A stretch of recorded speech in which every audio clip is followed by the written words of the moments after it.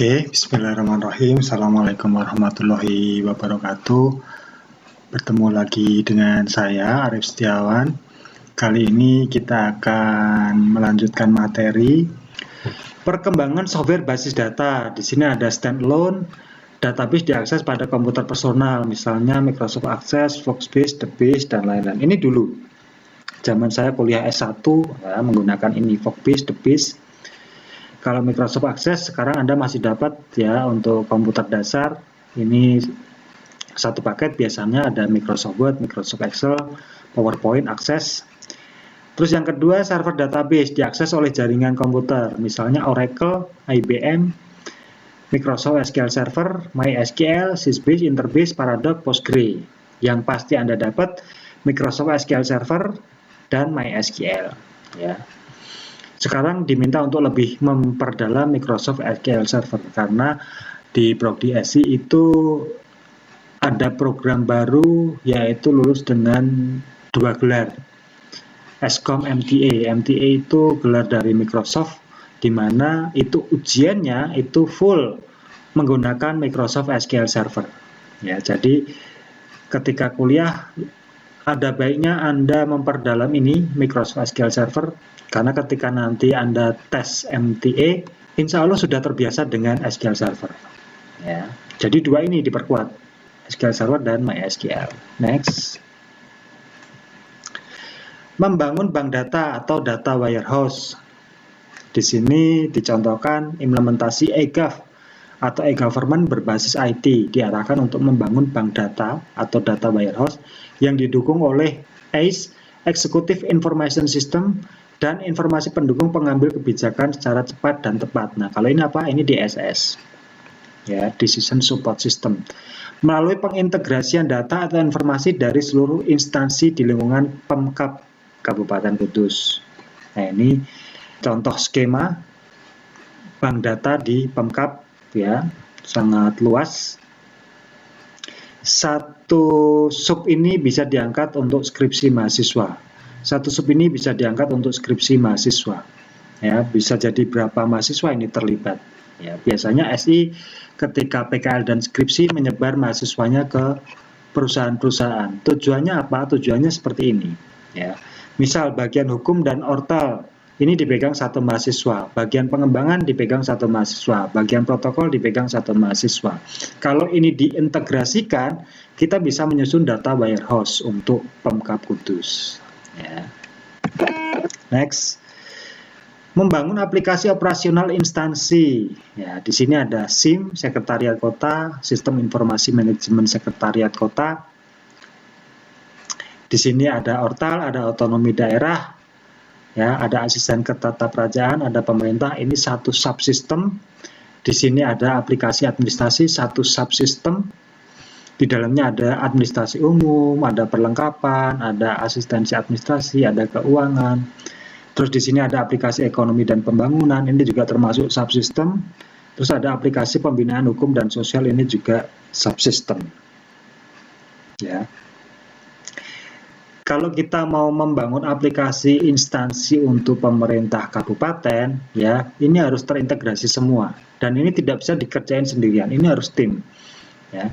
Di sini dipegang satu tim, di sini dipegang satu tim, di sini dipegang satu tim, di sini dipegang satu tim. Saya ambil contoh untuk keuangan aja. Keuangan itu sudah sangat kompleks, ya. Dana dari pemerintah pusat turun ke pemerintah daerah, di sini harus dibangun sistem, ya. Sistem itu harus transparan, bisa mempermudah untuk membuat laporan keuangan dan lain-lain, ya. Ini salah satu contoh skema sistem informasi manajemen sekretariat pemerintah kabupaten. Next. Contoh aplikasi operasional instansi Bapeda, eGov pemerintah kota. Di sini ada aplikasi perancangan ekonomi dan keuangan. Di dalamnya ada sub bidang pertanian, sub bidang keuangan, sub bidang perdagangan, koperasi dan jasa dan lain-lain.